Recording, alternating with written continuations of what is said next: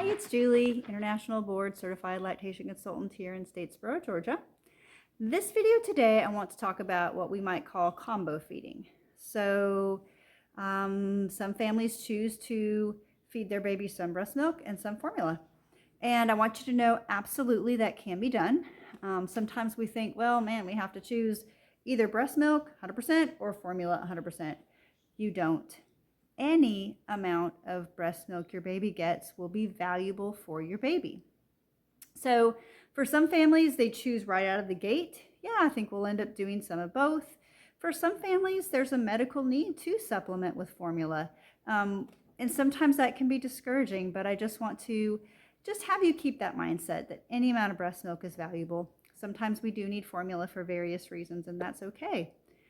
But I would encourage you, even if you think you may start formula at some point down the road in your baby's life, I would encourage you in the early days and weeks, if your baby is breastfeeding well, just breastfeed.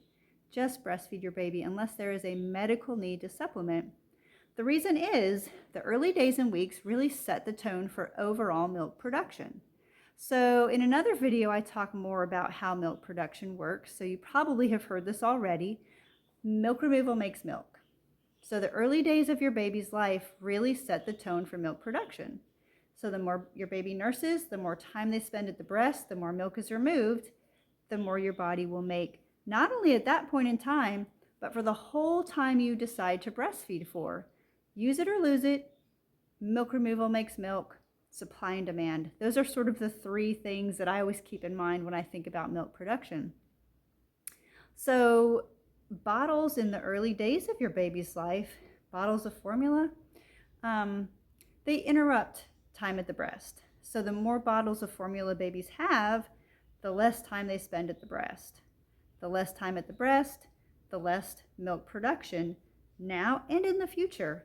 And obviously the less breast milk your baby's going to get in those early days, which are especially important because of that colostrum, which really provides antibodies and helps boost that immune system. So the more time at the breast, the more milk you'll make. The less time at the breast, the less milk you make. Pretty simple if you think about it that way. So you can always add formula down the road if you need to. And formula usually is easy to find. Now, not always lately. And for some families, that was a big factor in deciding to breastfeed because they didn't want to have to worry about where they were going to find food for their baby. And they didn't want to have to worry if that food was going to be recalled or something else was going to come up where it would not be available.